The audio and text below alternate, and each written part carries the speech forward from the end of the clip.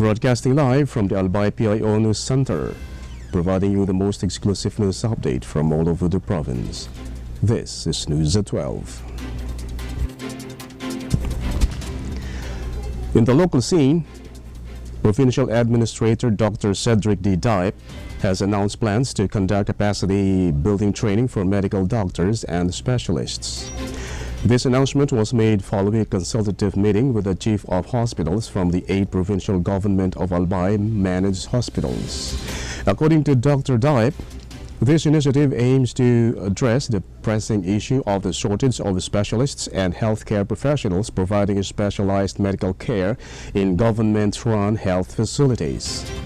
The PGA is currently identifying suitable training programs for its personnel as part of this capacity enhancement initiative.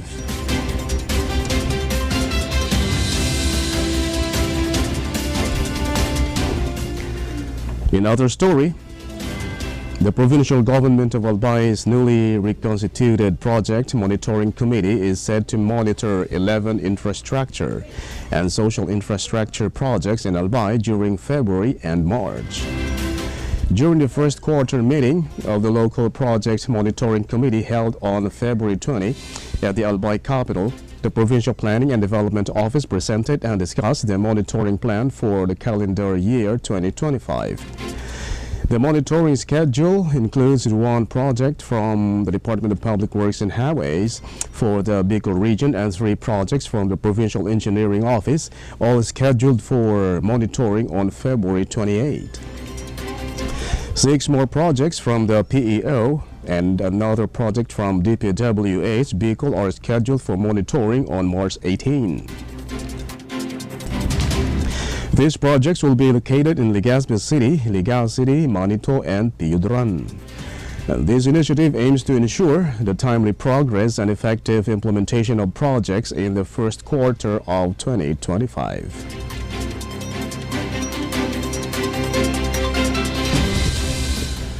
In the national scene, President Ferdinand Marcos Jr. has instructed the Department of Transportation to expand the country's port systems, particularly agricultural ports, in order to reduce the cost of goods and transportation services. As part of the Philippine Development Plan 2023 to 2028, which aims to enhance economic trade and improve connectivity among the nation's regions, the development of ports is a top government priority. According to DOTR Secretary Vince Dizon, the Department of Agriculture, the Philippine Ports Authority, and other relevant agencies will collaborate closely to establish agricultural ports across the country. Dizon also highlighted the President's directive to construct regional airports to promote travel and underscored the importance of the private sector in achieving these goals. Agreements have been made to build new regional airports in Dumaguete and Siargao, as well as to expand the Bohol-Panlao International Airport. Once completed, these developments will enhance the affordability of goods, create thousands of jobs, and provide more opportunities for Filipinos while increasing capacity for port operations. To strengthen the nation's economic corridor, the Subic Bay Metropolitan Authority will also upgrade and extend both its airport and seaport.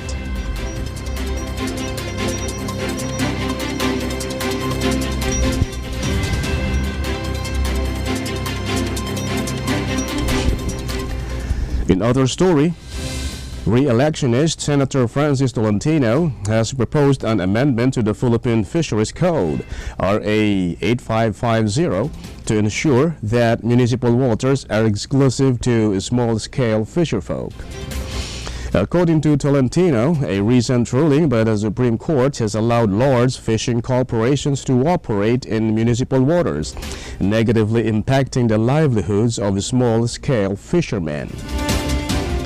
The Supreme Court's decision deemed the privilege granted to local fishermen within the 15-kilometer municipal water zone under the Fisheries Code unconstitutional. Tolentino chairs the Senate Special Committee on Admiralty, Zones, and Maritime Affairs.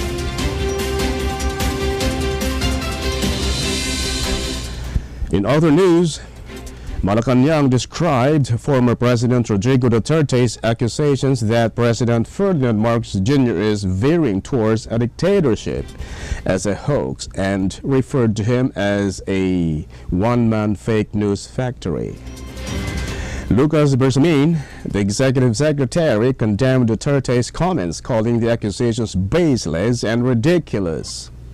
He pointed out that it is Duterte who is making misleading claims about the current administration's alleged threats to democracy. Bersamin emphasized that the Marcos administration will continue to respect the Constitution, follow the law, and defend the rights of the Filipino people.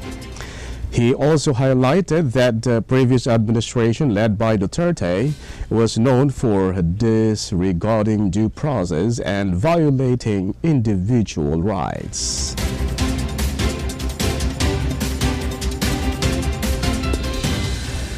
And in the news outside the country, Israel is currently investigating Hamas's claims that it has provided the Red Cross with the purportedly authentic remains of Shiri Bibas, a man who was killed while an Israeli prisoner. This inquiry follows Israel's discovery during forensic testing that Hamas submitted another remnant on Thursday. In the light of this, Israeli medical authorities are preparing to conduct an identification test upon the remains' arrival in Israel. The Israeli Defense Forces are also in communication with the Bibas family regarding this situation. It is worth noting that one of the 4 remains turned over by Hamas was found to have artificial lips. Israel accused the group of violating the ceasefire agreement. Hamas official Ismail al-Tawabta clarified on Friday that Shiri Bibas's remains may have been mixed with other corpses buried in homes that collapsed due to Israeli airstrikes. Initially, Israel rejected Hamas's accusation, asserting that forensic evidence had confirmed the brutal murder of Shiri Bibas's 2 sons. And finally, in the news outside the country, multiple individuals, including 2 law enforcement officers and a nurse, were injured in a shooting incident in UPMC Memorial Hospital in New York County, Pennsylvania. According to officials, no patients were harmed during the event, and the Associated Press reported that the shooter, whose identity has not yet revealed, was killed during the incident. Police are currently on the hospital's grounds and are managing the situation, while no further details are available at this time. Mass shootings and other gun-related incidents remain a significant issue in the United States, where handgun ownership is legal. Concerns about public safety continue to grow nationwide due to the frequency of these shootings. And that's all for the news at 12, February 24, 2025. We'll be back tomorrow for more news updates. Thanks to our news writer, Albay PIO and Dan Roquion. And on the technical side, Chad Bobis. Of course, our Provincial Information Officer, Mary Luduga Castillo. And under the supervision of our Governor, Baby Glenda Ongbungao. Tomorrow would be February 25th, 2025, EDSA commemoration, but unfortunately, we have to see each other tomorrow in the office. Yes, that is correct. There is no holiday tomorrow. Anyway, my name is Greg Hallare, and thank you for subscribing.